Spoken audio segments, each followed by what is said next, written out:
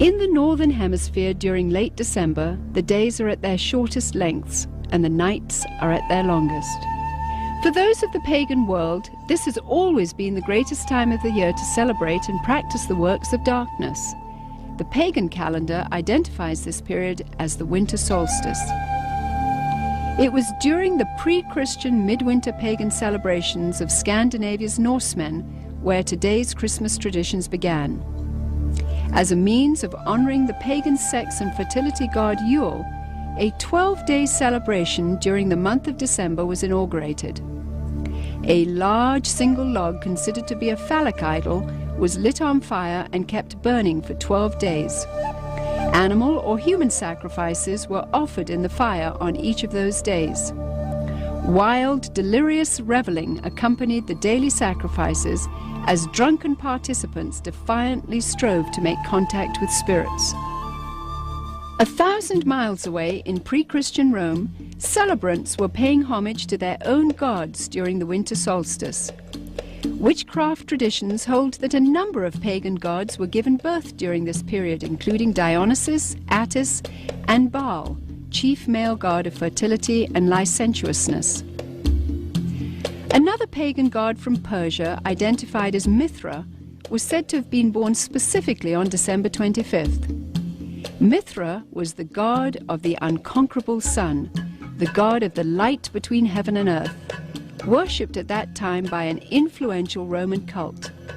His birth symbolized an end to the long nights and a return to the dominance of the sun. During the month-long winter solstice celebration, courts in Rome were closed. Any and all crimes were allowed. Homosexuality, cross-dressing, and uncontrolled debauchery reigned supreme. Rome's order was turned upside down. Even children were allowed to join in the drunken orgies as part of the Juvenalia celebration. By 270 AD, the Roman Emperor Aurelian had made it official, setting aside a 7-day period from December the 17th through the 24th, culminating in an exchange of gifts on December the 25th to celebrate the birth of the sun god. This Roman orgy to end all orgies later became known as Saturnalia, in honor of the god Saturn, the god of excess. Roman soldiers invading Britain brought with them their pagan orgiastic traditions. Upon taking root in England, Saturnalia became known as the Festival of Fools, reigned over by the Lord of Misrule. By the 4th century, the influential government-sanctioned Church of Rome, unable to outlaw the growing number of pagan practices, chose instead to adopt them into their so-called official Christianity. The Church believed this would attract more pagans to their fold.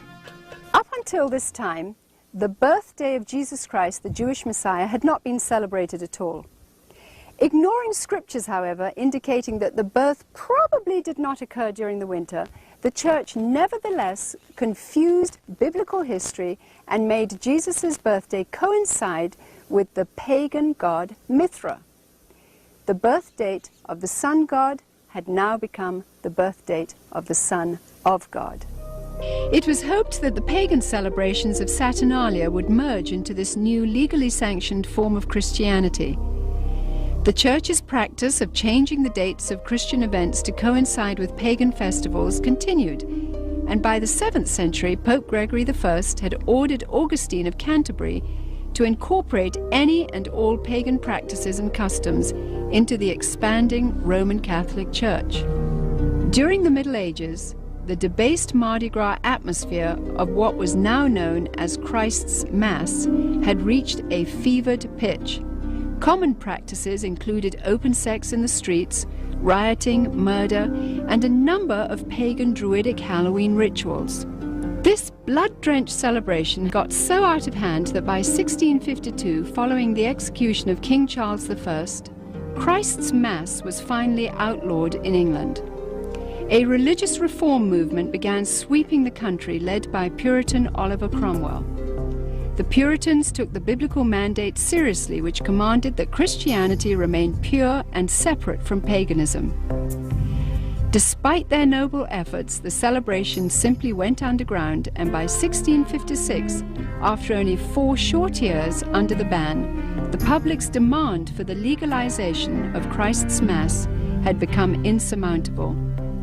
The appointment of Charles II to the throne restored England's monarchy, and with it the celebration of Christ's Mass. The Puritans had lost England, but they held high hopes for the New World.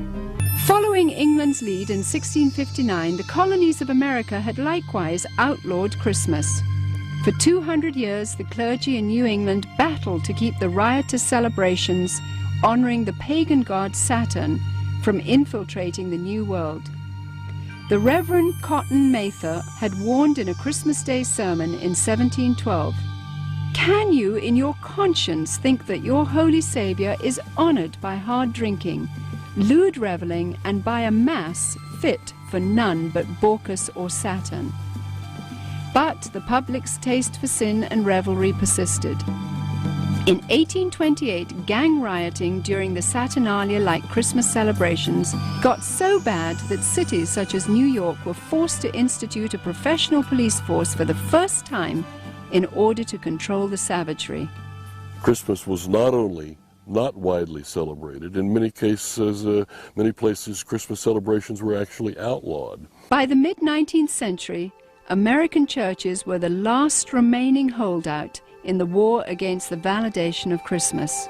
However, they too finally succumbed as a result of the efforts of the American Sunday School Society, who began advocating Christmas programs for children as a method of filling the pews.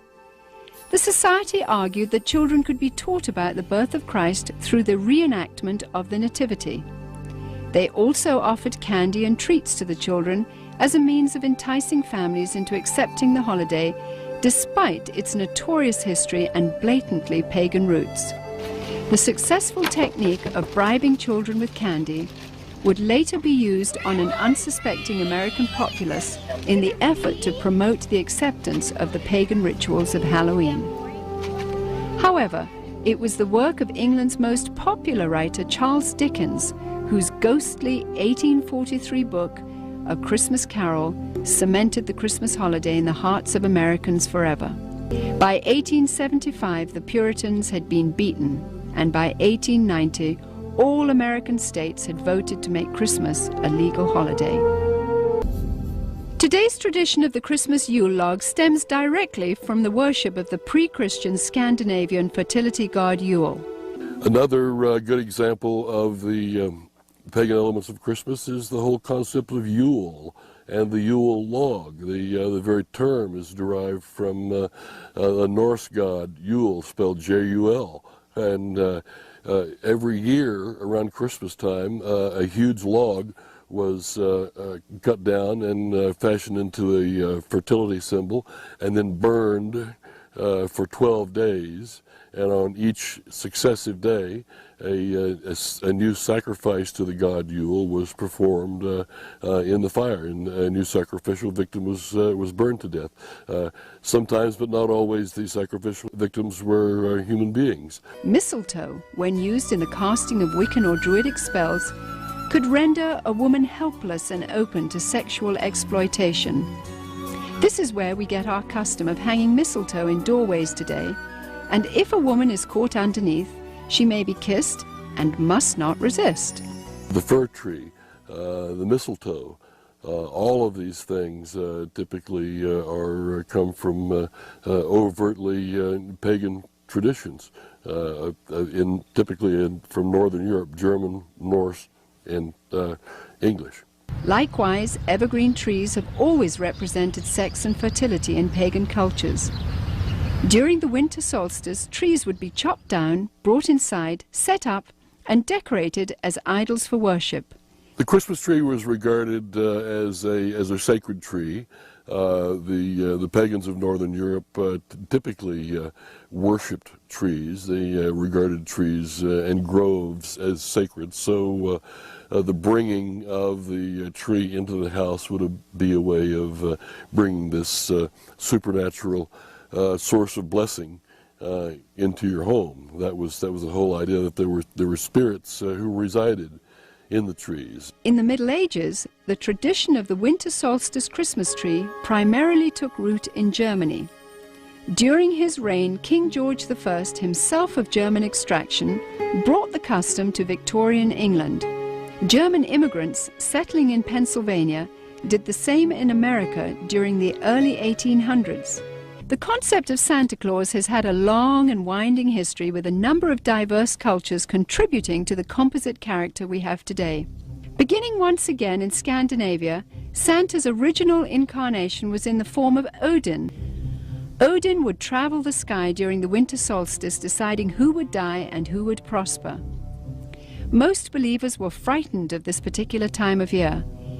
In England, Odin eventually evolved into Father Christmas, who, crowned with sprigs of holly, traveled the countryside getting roaring drunk as part of the Festival of Fools celebration. Frequently, he would be accompanied by a horned goat, ironically the biblical symbol of those who reject the salvation of Jesus Christ. Recognized in various cultures as Krampus, Beelzebub, or Zwart Piet, Black Peter, this assistant of St. Nicholas is best known by his German name, Knecht Ruprecht. Described as a hideous horned creature, the servant Ruprecht was a dark and sinister figure who stood in stark contrast to the saintly Nicholas. Somehow, Father Christmas's companion, the horned goat, had metamorphosized into the foreboding horned devil called Ruprecht. As St. Nicholas traveled from house to house, inquiring about the behavior of children, Ruprecht would drop candy and gifts down the chimney into the good children's shoes which had been placed there. It was from this story that we get our tradition of hanging stockings on the mantle at Christmas time. If able to recite a verse or demonstrate a skill for St. Nicholas, the child would receive a gift. If unable to remember a verse, or if the child had been bad, he or she would receive a switch or a whip. Ruprecht also carried a large sack which he would frequently use to haul away the really bad boys and girls. 19th century writer Theodor Storm, in his story about Knecht Ruprecht, even goes so far as to describe the switches given to the children by Ruprecht as tools to be used in sadomasochistic rituals.